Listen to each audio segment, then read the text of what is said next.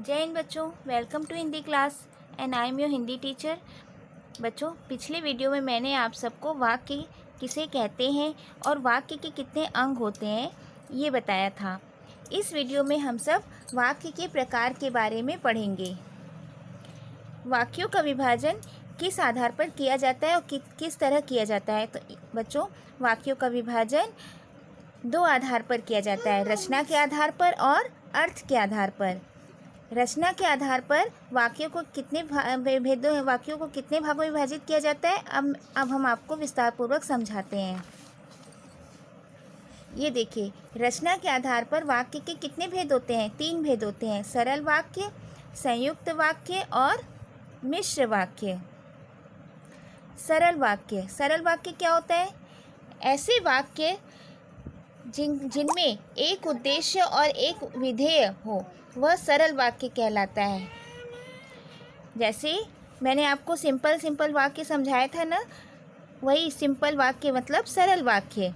जैसे बच्चों, राधा विद्यालय जा रही है। देखिए, इस वाक्य में एक उद्देश्य है और विधेय है। जिस वाक्य में एक उद्देश्य और विधेय हो, वह सरल वाक्य कहलाता है। इसी प्रकार एक और उदाहरण ले लीजिए, मैंने खाना खा लिया।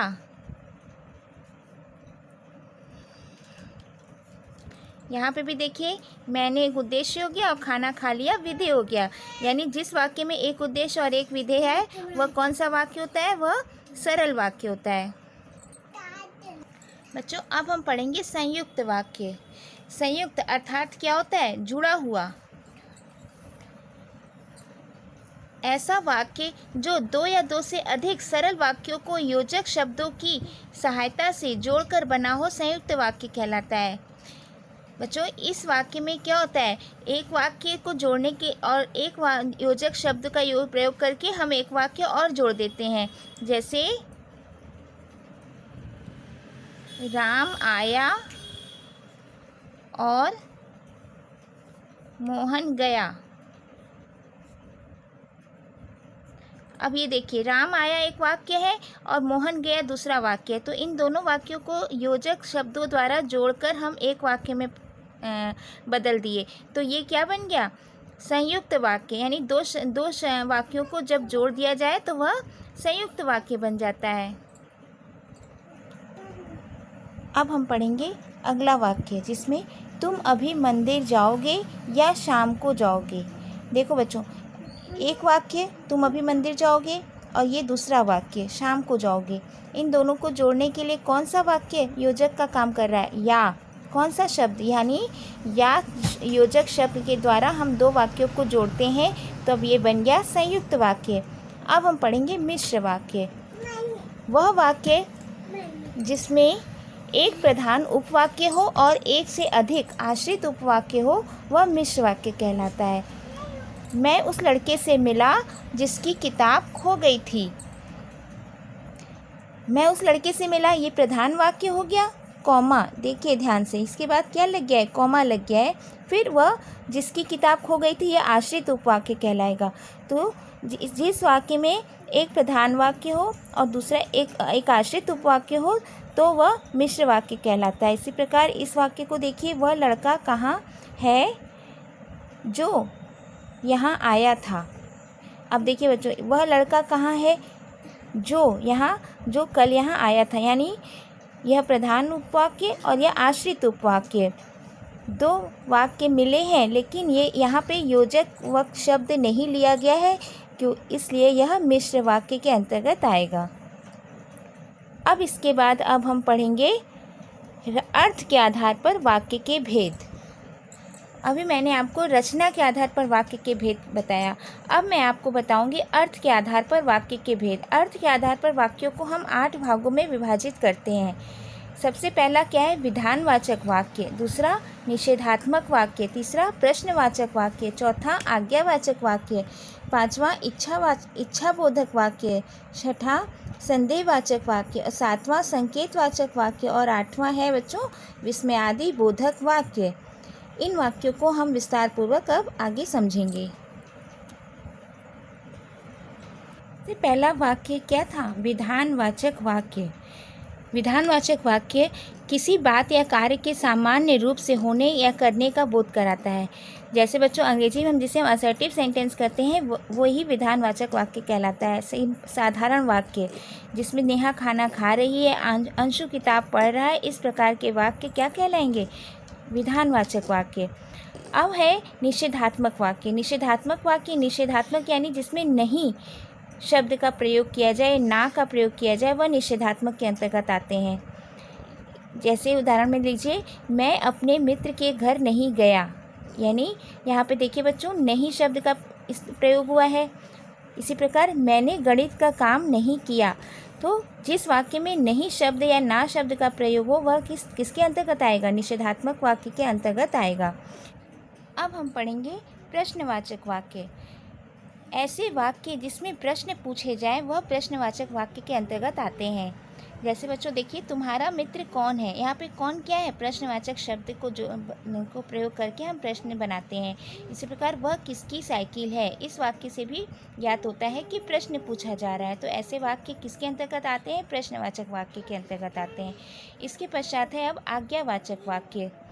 आज्ञावाचक वाक्य में किसी को कोई काम करने का आदेश या निर्देश देने का भाव रहता है। ऐसे बच्चों जैसे हम किसी को आज्ञा दे या आदेश दे तो वह आज्ञावाचक वाक्य के अंतर्गत आता है। जैसे बच्चों एक गिलास पानी लाओ, यह क्या है?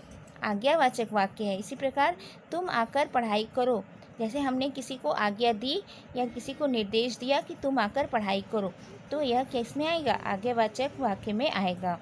इसके पश्चात है इच्छाबोधक वाक्य। इच्छाबोधक वाक्य के अंतर्गत ऐसे वाक्य जिसमें हम अपनी इच्छा जाहिर करें, यानी अपनी इच्छा, शुभकामना या अभिशाप का भाव प्रकट करते हैं, वह इच्छाबोधक वाक्य के अंतर्गत आते हैं। जैसे बच्चों ईश्वर तुम्हें दीर्घायु बनाए, यहाँ पे मैंने अपनी शुभकामना यानी शुभकामना दी है, यह इच्छा प्रकट की है।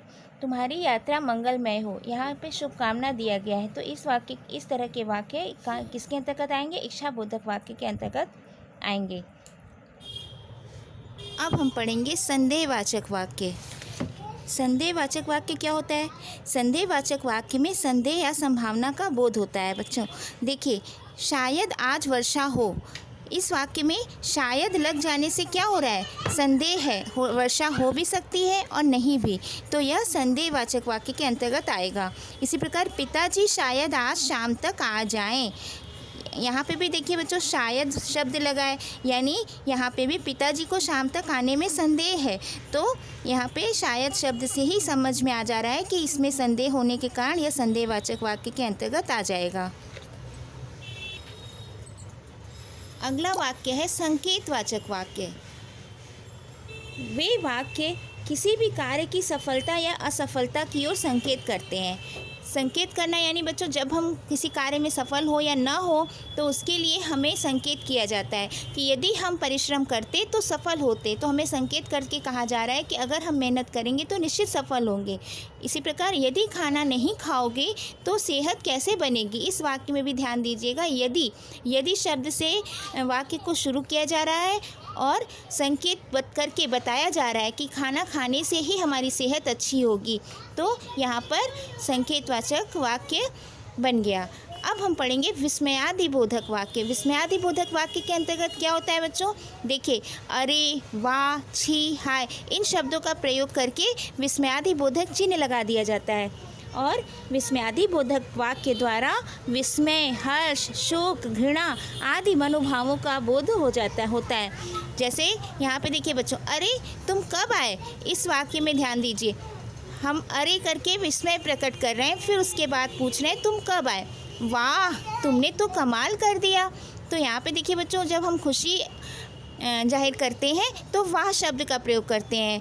इसके बाद छी, घृणा के लिए हम छी का प्रयोग करते हैं और हाय, दुख प्रकट करने के लिए हम हाय का प्रयोग कर रहे हैं। तो इन शब्दों को लिखने के बाद विस्मयादिबोधक चिन्ह का प्रयोग किया जाता है और तब वाक्य लिखा जाता है। तो ये सारे वाक्य किस में आ जाएंगे?